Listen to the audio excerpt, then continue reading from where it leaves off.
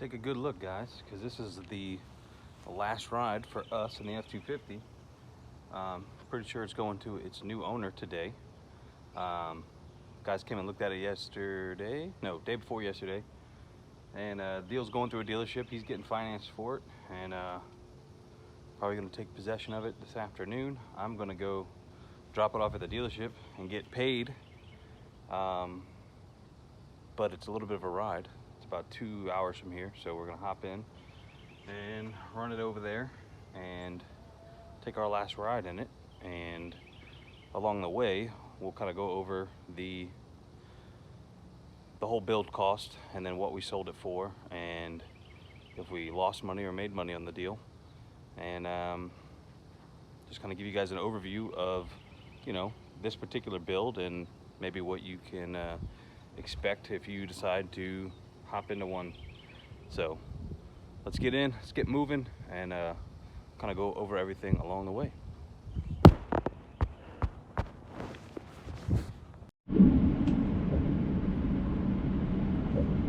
All right, guys, hopefully the camera angle's not too terrible, but so we are, I don't know, about 30 minutes into our journey. I was letting the GoPro charge up a little bit. You should see the F-150 behind us. That is going to remain the tow rig. So I had planned on keeping this truck. So I had done some stuff to it that I probably wouldn't have done if I hadn't planned on keeping it, if it was just going to be like a flip. Because, you know, being that it is kind of a bit of a Frankenstein, you know, you can't get as much money for it as you could if it was, say, a real King Ranch or whatever. If it was a real King Ranch with 161,000 miles and it, you know, had the remote start, had the factory nav, everything was in good shape, you know, you could probably get 28,000 for it, you know, if you sat on it long enough. We didn't get that. I'll let you know how much we got for it once we kind of go through the list.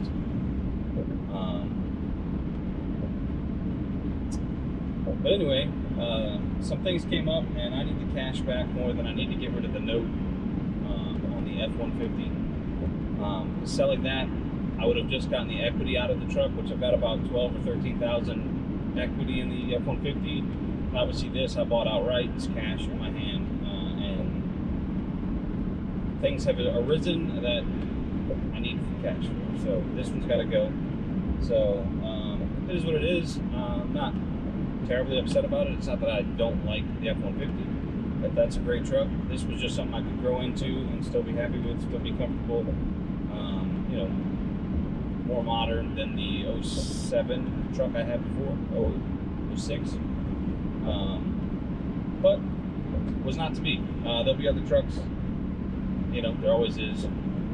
But anyway, so let's go over what exactly this entire build cost us from start to finish. So I went and picked up the truck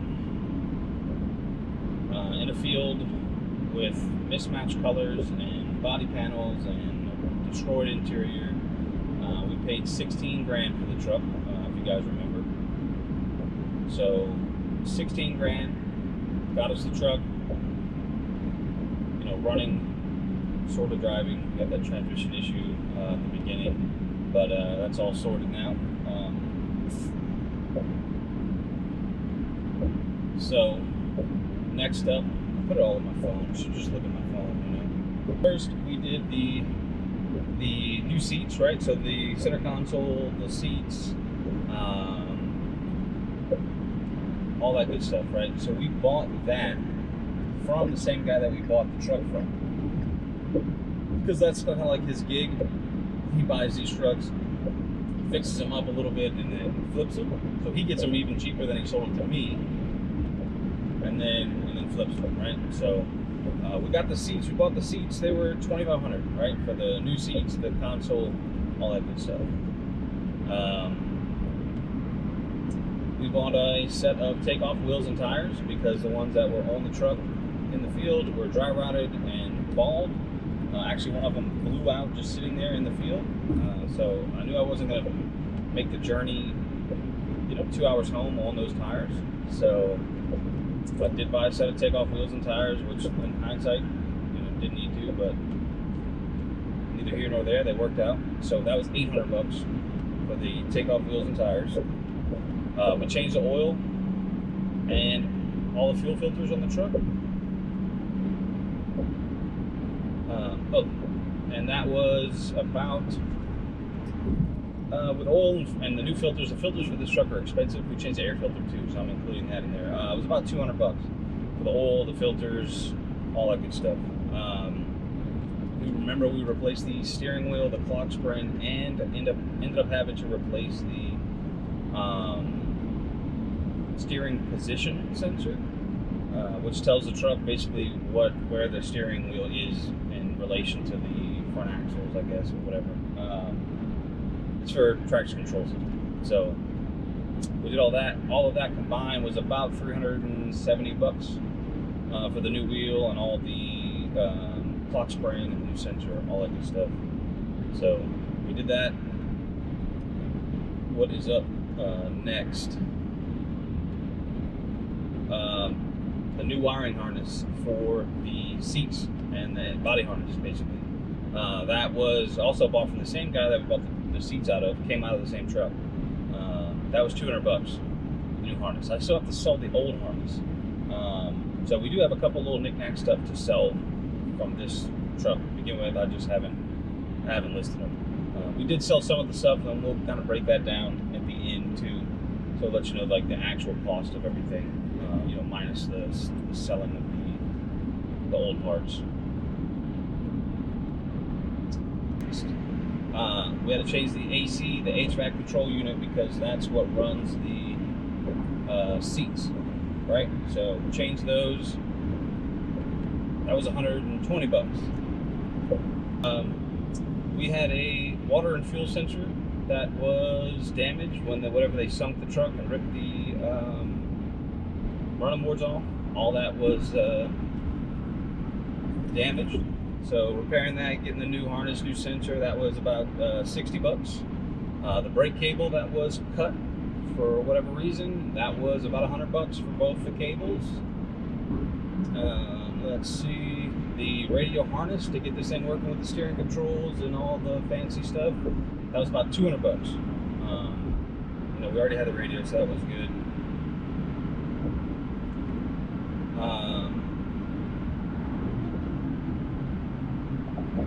The paint supplies, that was, so it was about $370 or something like that for the actual paint itself.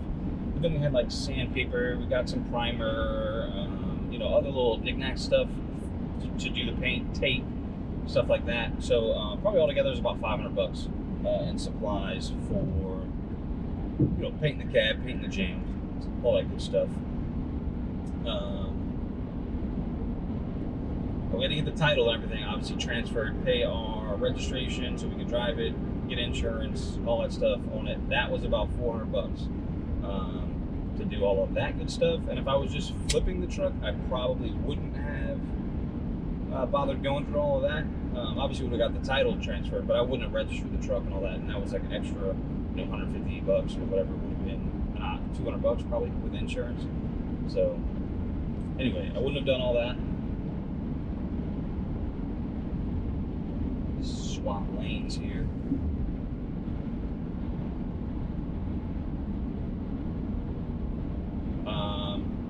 Then we had all of the suspension and front end work. That was a big part of this truck. I didn't show you guys all of the front end work because a lot of the stuff was just really easy. It was like the sway bar bushings and end links and stuff like that, and shocks, which is simple stuff to do. You know, it took, I think Drew and I knocked all that out in like an hour and a half. It really wasn't terrible.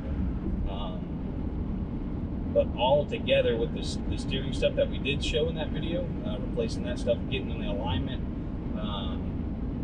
that was about $850 because it was about $100 for the alignment and what, $750 for all the parts. So that was a pretty big chunk of the build, other than the truck. So then you had the gauge lens to get the new, or the cluster lens, I guess you would call it. That was $40. The big emblem, that 13-inch emblem on the front of the truck, that's $100. Like $98 or something shipped. It's crazy. But, you know, I guess it is a foot of Ford emblem, so, you know. It's windy out here, man. Tpms Sensors, we replaced the sensors to try to get this goofy light off.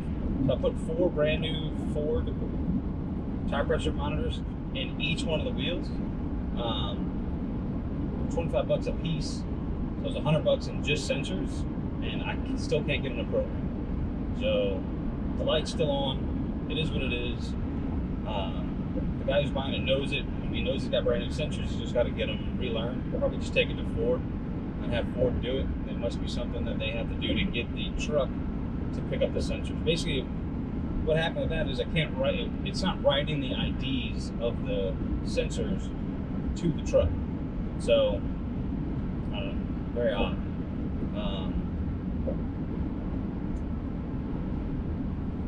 But that is, as far as, I'm pretty sure that is it as far as the build. I'm sure making sure I didn't miss anything.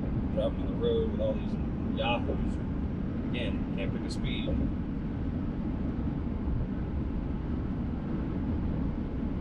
Paint, yeah. Control unit, wire harness, yeah, all that good stuff. So, that covers everything that we spent.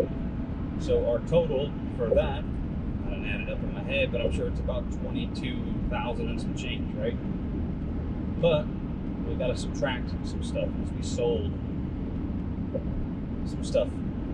So we sold the original wheels that came on the truck, or were on the truck. I don't know if they were the original wheels, but they were the ones that were on it, sitting in the field, right? So we sold those back to the guy when we bought the seats. We sold those for $500 back to him. So when we bought the seats, he took off $500 that he was charging me for the seats, and I gave him the wheels and tires off the truck. Then we sold the rear seat to a buddy of ours who had he's got an old single cab OBS, like a 97 or 98. So he put that, the back seats, the original black back seats, which were in good shape, out of this truck in the front of his truck. So we sold those for $700 to him. We sold the center console out of the King Ranch interior that we bought. It was a tan console, not a black console. I wanted to keep the black dash and all that. So we sold that. We sold that for $300. Oh, you know what I did forget about? The windshield. Because I didn't really pay cash for the windshield. I have a trade thing that I belong to with where I work. And so it didn't really come out of my pocket. But if you technically want to put that in, it was $350 for the new windshield. But anyway, I just didn't put it in because it didn't come out of pocket. So anyway, so $300 for the console, $700 for the seat. So we got $1,000 back, and so that's going to give us our new total. It should be 21 and some change, thereabouts, right? It's up here on the screen somewhere. I'll put it. Anyway.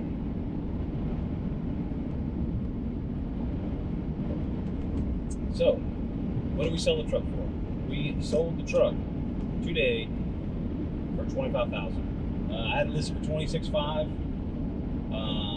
and the guy came and looked at it on Saturday, and poof, gone. So we're driving it to the dealership he's buying. So he's trading in a 2019 F250, just like my 2018. He's trading it in and financing this truck through the dealership. So what's going to happen is the dealership is going to buy this truck from me and then sell it to him, right? It's just like a pass-through. I've never done a car deal like this before, but I've seen other people do it this way. I've heard about it done. It's kind of like, I wouldn't say it's common, but if somebody's trying to get financed and they don't, they either don't want to or getting a better rate through a dealership, it's a good way to do it. Plus, they'll get a tax credit on the trade-in of their old vehicle. So it works out. The guy's going to get a pretty good deal on trade-in for his truck, and it's going to go towards his financing. So that's kind of what's going on. So it's a bit of a drive. It's about an hour and 40 minutes to get to the dealership, but you know, it is what it is. To put, you know, $3,200 in my pocket, I'm off today anyway, so let's do it. But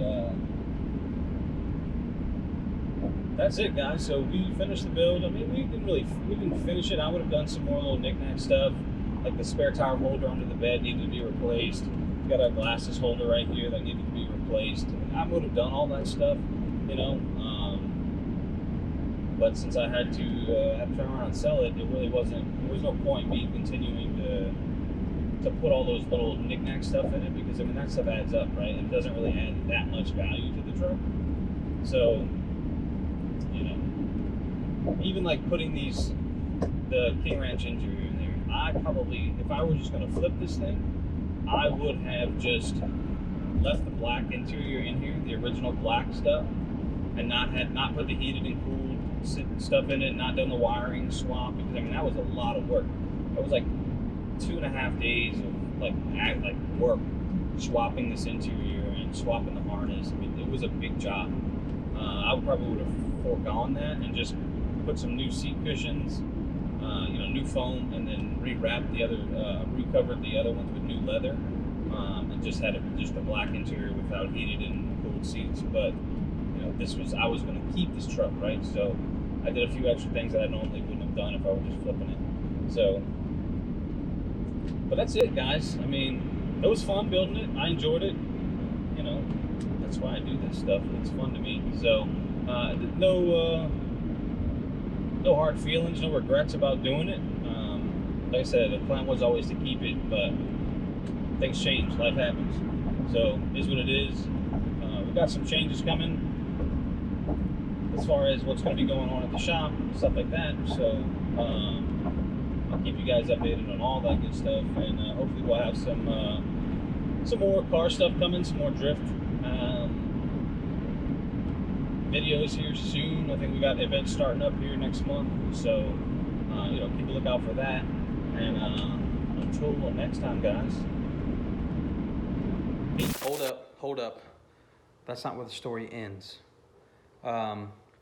So that was about a week ago, and it was a fiasco. So Tabitha and I get there. She was following me in the F-150, as you guys know. So we get there. The sales manager comes out. He's like, "Hey, nice to meet you, blah, blah, blah. You know, got this deal going." And I'm like, "Yep, that's the deal." He's like, "All right, let's take the truck for a ride. Let's take a look at it, make sure it checks out, all that good stuff." So I said, "All right, no worries. Go take a little test drive." And he's telling me, he's like, "Man, I hope the salesman, not the sales manager, the salesman, hopefully he didn't put the, how did he put it? Hopefully he didn't put the carriage before the horse, because we don't have this guy approved yet." And I was like, "Oh, man." So I'm thinking to myself, like, well, are you going to get him approved? What's the deal? So I asked him, I'm like, well, does it look like he's going to be approved? And he was like, oh, all the, you know, kind of like those preliminary checks that you do, you know, you get your credit check before you actually, like, it's kind of like getting a pre-approval.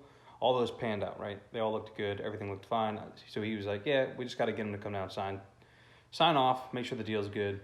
Should be no issues. So I'm like, all right, no worries. It was like 11:30. 11:45, something like that. Getting close to lunchtime, I was like, all right, well, Tab and I just go get some lunch. He'll come over, sign the paperwork, we'll be done with it, right?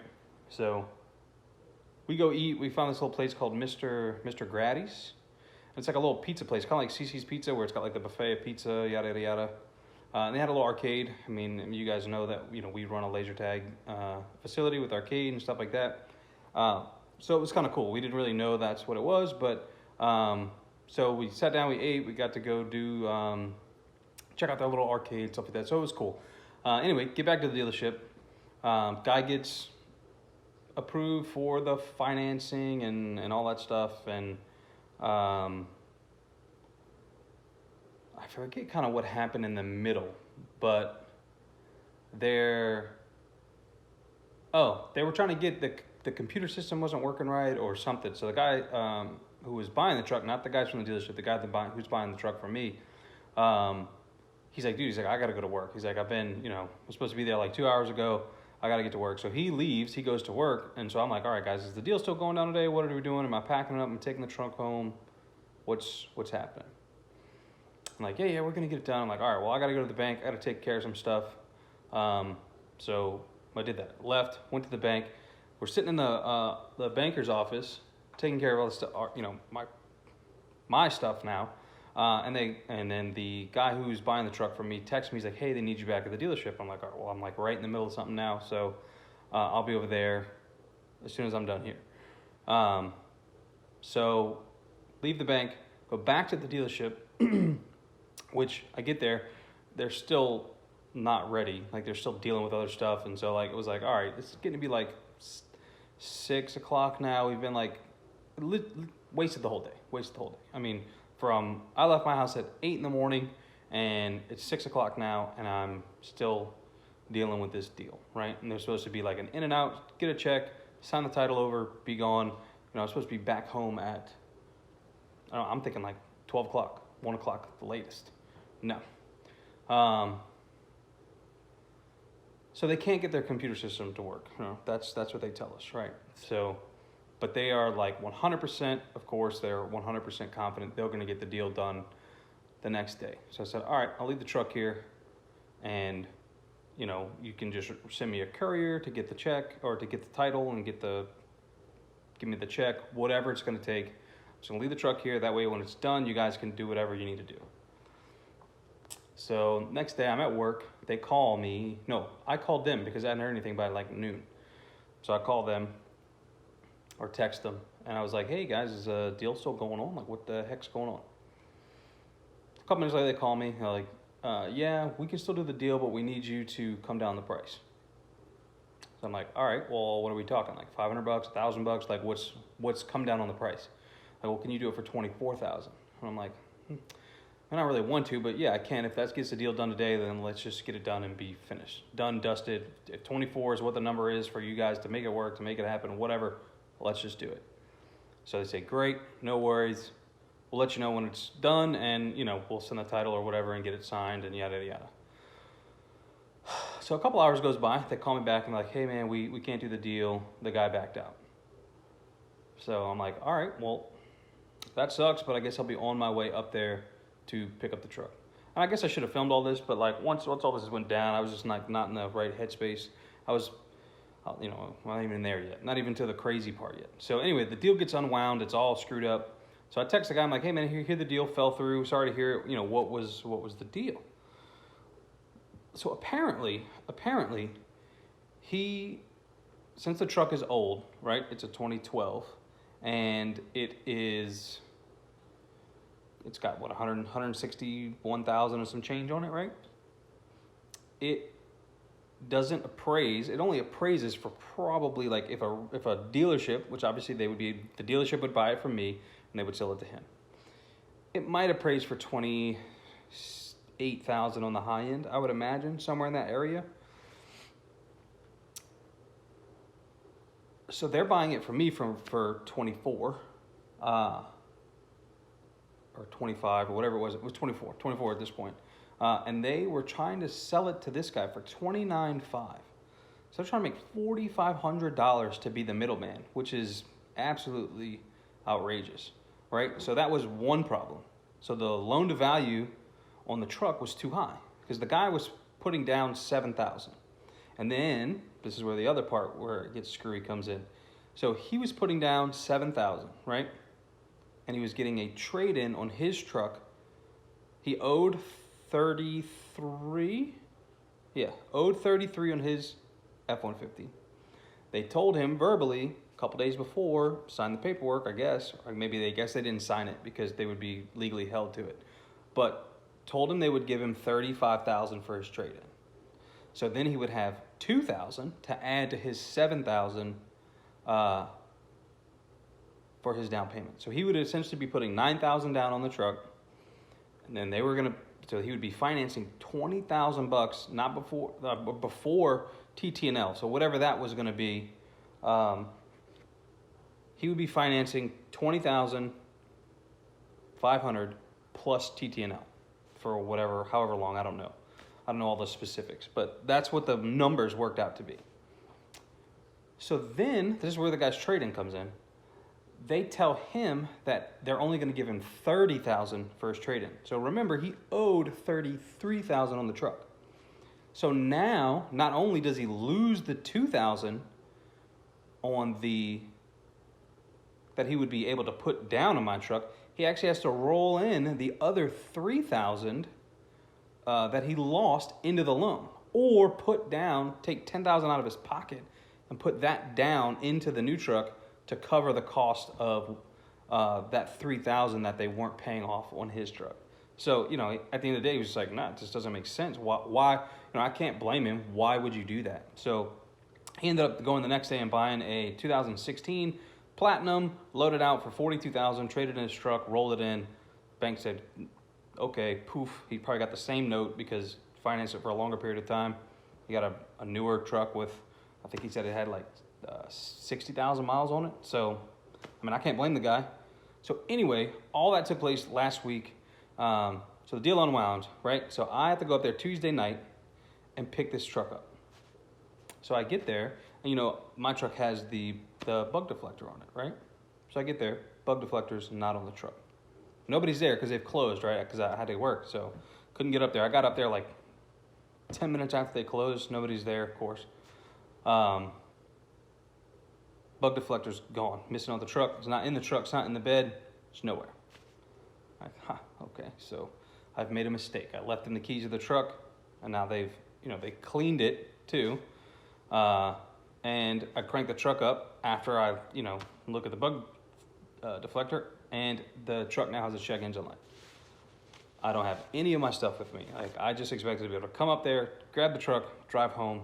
So now I had to drive home with a check engine light on that I have no idea what it is. I mean, I could have stopped and like gone to an AutoZone, I guess, and had them scan it. But like, I just, at this point, I wanted to go home. The truck was running fine. It was build and boost.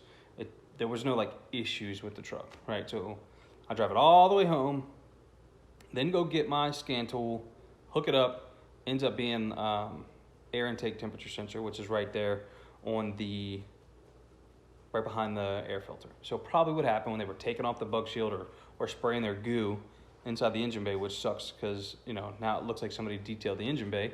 They leaned on the sensor and either A, unplugged it, or B, like broke it. I was able to, when I was there, shove it all back together and like clip it in. So, I mean, it ended up not being that big of a deal, but it could have been, right? It's just kind of the principle of the stuff. You don't own the truck. Don't take parts out of it. Don't touch it. Don't do anything. It's not your truck. Ugh. Anyway, so all that happened. A week goes by. This past Friday, a dealership out of Dallas calls and says, hey, we're going to fly in and we're going to give you $24,500 for the truck. I said, okay, sweet. So I took the listing down. Guy comes in today, meets me at the bank.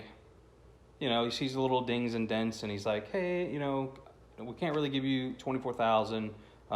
You know, they noticed kind of the repaint on the cab, and I was like, all right, well, what are you guys thinking? They're like, well, can you do $23,500? And I was like, it's a little low. Let's meet in the middle. They originally wanted to give me $24,000. I made them go to $24,500. They came down, they saw it, and they're like, all right, $23,500. So I was like, well, let's meet in the middle of your number and your new number. Let's do $23,800, wash my hands of the truck, and move on.